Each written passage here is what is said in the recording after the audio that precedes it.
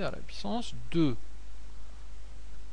plus la combinaison de 3 parmi 4, ça va donner 4. Alors, c'est 3, c'est bien 4. A à la puissance 4 moins 3, c'est 1. Fois B à la puissance 3. Plus la combinaison de 4 parmi 4, ça fait 1. Et A à la puissance 4 moins 4, ça fait A à la puissance 0, c'est 1. Et donc il nous reste B à la puissance 4. Et donc on a simplement l'égalité A plus B à la puissance 4 égale à A à la puissance 4 plus 4A puissance 3B plus 6A carré B carré plus 4AB cube plus B à la puissance 4. Donc on voit que les puissances de A vont en diminuant. 4, 3, 2, 1 et là 0. Et que les puissances de B vont en augmentant. Là on a B à la puissance 0, B à la puissance 1, 2, 3 et 4. Les coefficients sont des combinaisons de P parmi N. Alors, une partie intéressante concerne le schéma de Bernoulli, qui nous donne en fait un outil assez intéressant pour calculer des probabilités lorsqu'on a une répétition d'expérience. Répétition qui doit être à l'identique. Alors, le schéma de Bernoulli, où je parlerai de expérience répétée.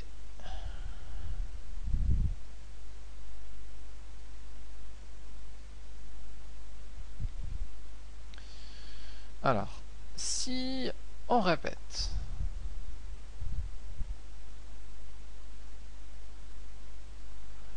n fois une expérience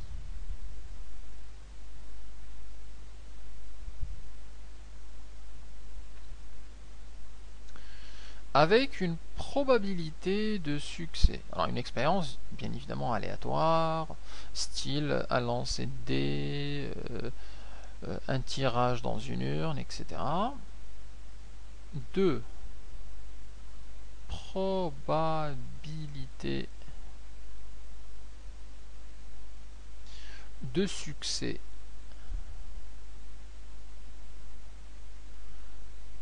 P. Donc on a une répétition n fois, on a une probabilité de succès P.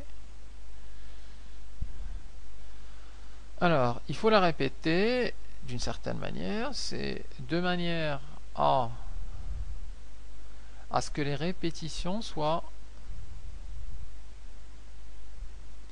les répétitions soient indépendantes les unes des autres.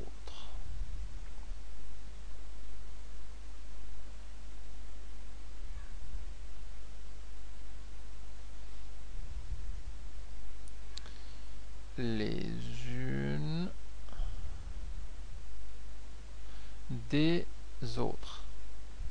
Et on a défini ce qu'on voulait dire par indépendante. Ça veut dire que la première expérience n'influe pas la seconde expérience, qui n'influe pas la troisième, qui n'influe pas la quatrième.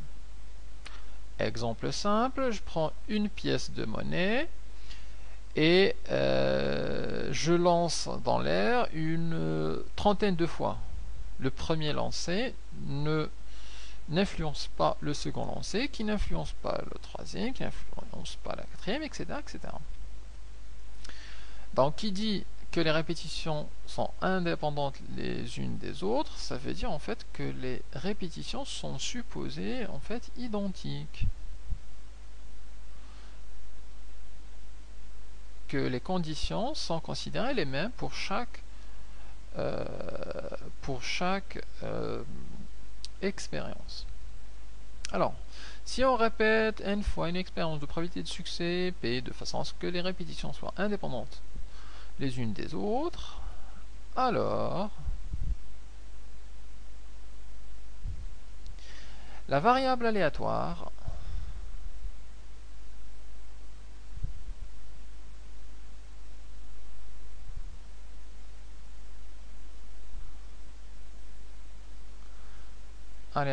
x qui correspond au nombre de succès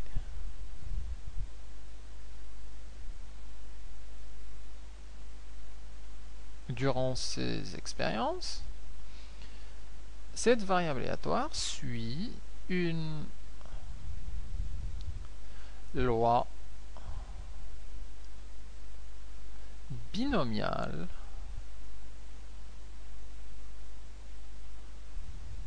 de paramètres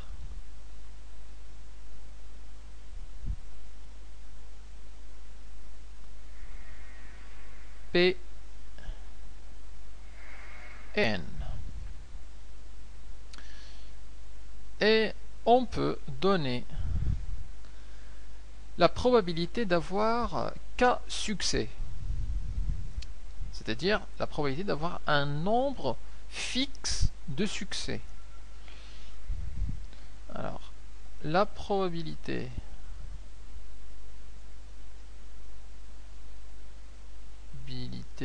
d'avoir K succès, donc au lieu du K, on peut mettre 5, 2, d'avoir 5 succès, d'avoir 2 succès. Alors cette probabilité-là peut être calculée avec la formule P de x.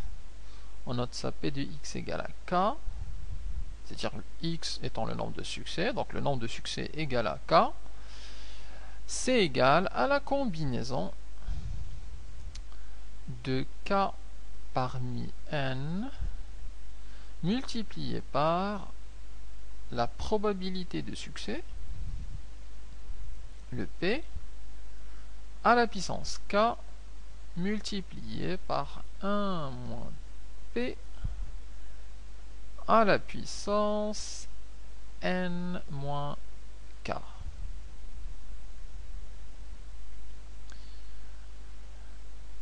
Donc c'est la formule qui nous permet de calculer, lors d'une répétition d'expérience identique, de calculer un certain nombre de succès. Exemple, on lance 10 fois une pièce dans l'air, on voudrait calculer la probabilité qu'on ait 2 fois pile ou 8 fois pile. On peut le calculer à partir de cette formule. Alors, un petit exemple pour illustrer.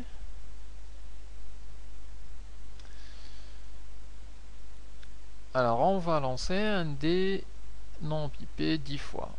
On lance un dé non pipé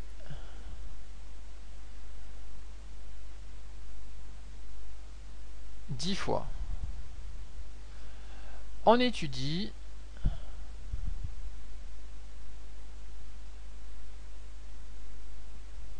la probabilité d'obtenir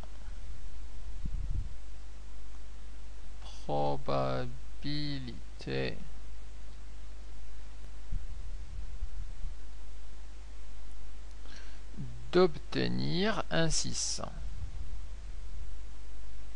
Donc c'est un dé normal, 1, 2, 3 jusqu'à 6. Et le succès, ça correspond à obtenir le plus grand chiffre, donc c'est 6.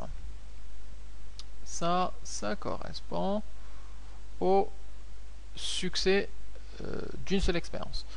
Alors, la probabilité du succès, donc, est assez claire, puisqu'on a un seul 6 sur un dé, on a 6 faces. Donc, la probabilité du succès, nombre favorable sur le nombre total des cas, donc ça fait un sixième. on a une probabilité d'un sixième d'avoir un 6 lorsqu'on lance un dé. Alors l'expérience qu'on a faite, nous, c'est de lancer le dé pipé, non pipé 10 fois. Et la question est calculer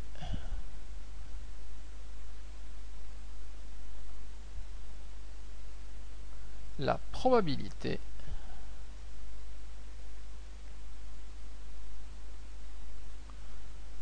d'obtenir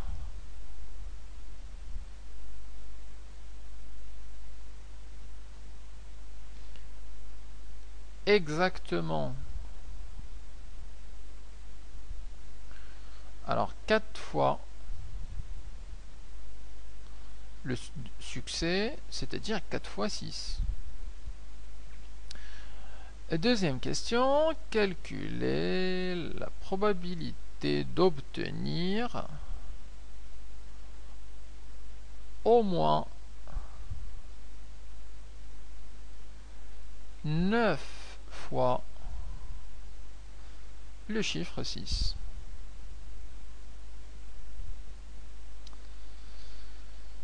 Alors, d'abord la première, la probabilité d'obtenir exactement 4 fois 6. Donc on est sur une expérience qui a un succès à 1 sixième, P égale 1 sixième. On est sur un dé, une expérience répétée 10 fois. Donc le N c'est égal à 10. Le P, la probabilité de succès, c'est 1 sixième. Et on nous demande en plus la probabilité d'obtenir exactement 4 fois. Donc ça veut dire que le cas qu'on cherche, c'est égal à 4. Et donc, ce qu'on va calculer, la probabilité, elle correspond simplement à calculer la probabilité que la variable x, donc le nombre de succès, soit égal à 4.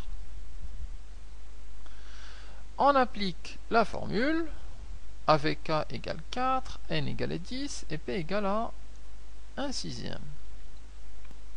Donc ça va nous donner la combinaison de 4 parmi 10 multiplié par P, la probabilité de succès, donc le 1 sixième, à la puissance K, le K étant 4, multiplié ensuite par 1 moins 1 sixième, à la puissance N moins K, donc 10 moins 4. Alors la combinaison de 4 parmi 10, on va calculer ça, 10 CR 4, ça fait 210. Alors ça fait 210 fois 1 sixième à la puissance 4, ça fait 1 sur 6 à la puissance 4. À la puissance 4 c'est 1. 1 moins 1 sixième, ça fait à l'intérieur 5 sixièmes. À la puissance 10 moins 6, 10 moins 4, ça fait 6. Alors on peut écrire ça comme étant 210. Alors en numérateur on aura du 210 fois 5 à la puissance 6 divisé par, au dénominateur, on a du 6 à la puissance 4 multiplié par 6 à la puissance 6. Donc ça nous fait du 6 à la puissance 10. 4 plus 6. Et on peut calculer ça.